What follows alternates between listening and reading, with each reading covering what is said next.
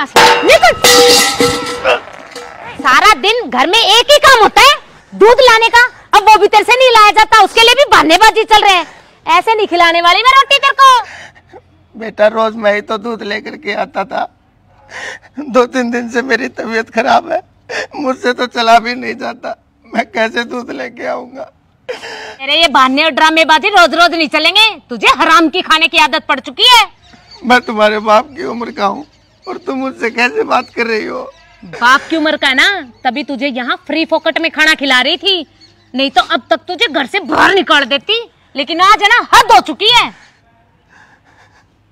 बहू, हर माँ बाप का एक सपना होता है कि बुढ़ापे में उसका बेटा और उसकी बहू उसकी सेवा करेंगे, लेकिन बेटी आज मैं मेरा ये सपना टूटते हुए देख रहा हूँ। अबे ओ बुड्ढे, मुझे फालतू की शिक्षा देने की जरूरत नहीं है, तेरे से ज्यादा संस्कार जानती हूँ मैं। और घर में तेरे जैसे निकम्मे हो जाए ना, तो उनके साथ यही होना चाहिए जो मैं तेरे साथ कर रही हूँ। बेटी, मैं बस अपने बेटे के लिए इस घर में पड़ा हुआ हूँ, वरना मैं कब का ये घर छोड़ के चला जाता। एक बार बस उसे आ जाने दे, मैं उससे अपने आप बात कर लूंगा। एक कदम भी घर के अंदर नहीं, निकल यहाँ से। अरे शर्म नहीं आई? बाप जितनी उम्र के आदमी को धक्के मार रहे हो, डूब के मर जाओ कहीं। अबे ओए माइती, तुझे नहीं पता ये बुड्ढा कितना खड़ूस है, इसने हमारी जिंदगी आराम कर रखी है। बहुत अच्छी बात बेटा, जब इंसान जवान होता है ना, तो अपनी जवानी का जोश होता है। अरे कभी उन घरों में जाके देखा है जिन घरों में बुजुर्ग नहीं है, बुजुर्गों का साया नहीं है? अरे अपने आप को भाग्यशाली समझो कि तुम्हारे घर में बुजुर्गों की छत्र छाया है, लेकिन तुम जैसी जनरेशन इनकी इज्जत करना नहीं जानती। इस पे ज्यादा ही तरस आ रहा ना, तो इसको अपने साथ ले जाओ, पता चल जाएगा कैसा डीठ है ये बुड्ढा। ले जाऊंगा, अभी इंसानियत मरी नहीं है, इंसानियत जिंदा है। और लेकिन तुम देखना तुम्हारा असर क्या होगा, ऊपर वाला है ना, सब देख रहा है। ले भाई चल।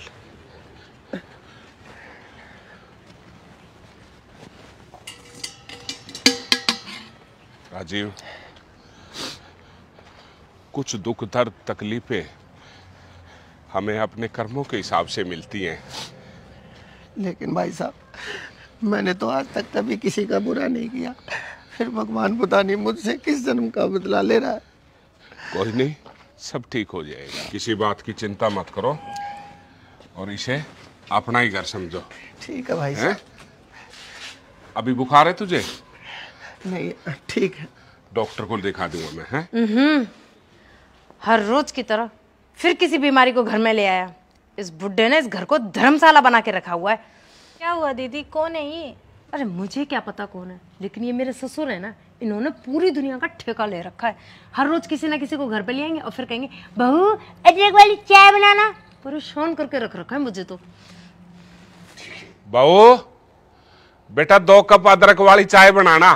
मामले में मैं बहुत भाग्यशाली हूँ कि मेरे बहू और बेटा बहुत अच्छे मिले हैं मुझे।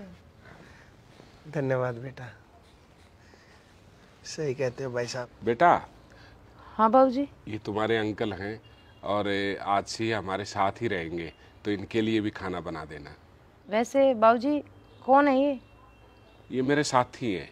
जी बाबूजी, आपकी तो पूरी दुनिया साथी है, बस हम ही नहीं है कुछ। हर रोज किसी ना किसी को उठा लाते हैं यहाँ पे। कितनी संस्कारी है, और कहा मेरी बहू मुझे धक्के देकर घर से निकाल दिया। कोई नहीं, तू चिंता मत कर, सब ठीक हो जाएगा।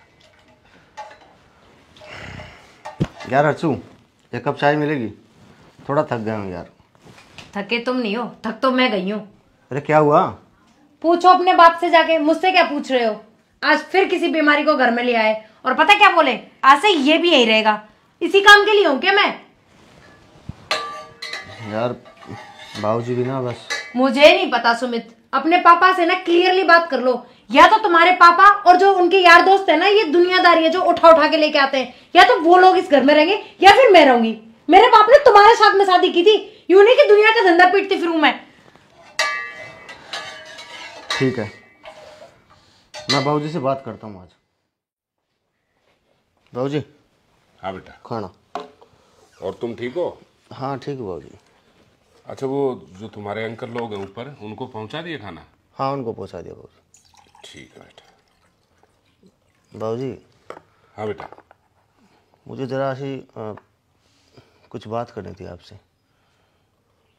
बात तो मुझे भी करनी है बेटा तुमसे। तो बाबूजी पहले आप ही बताओ।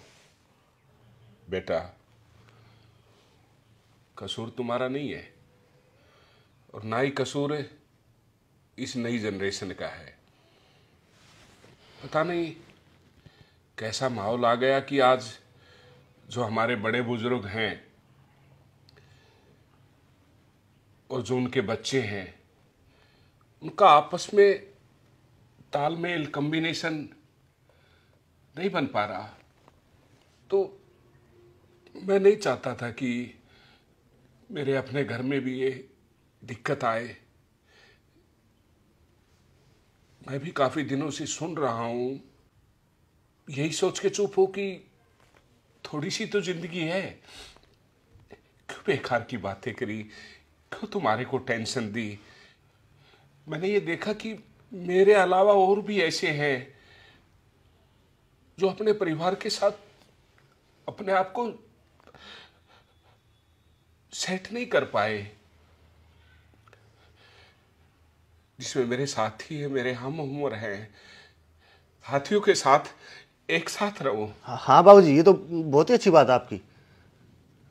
इसीलिए बेटा आज मैंने फैसला लिया है कि इस घर को मैं वृद्धाश्रम बनाऊंगा।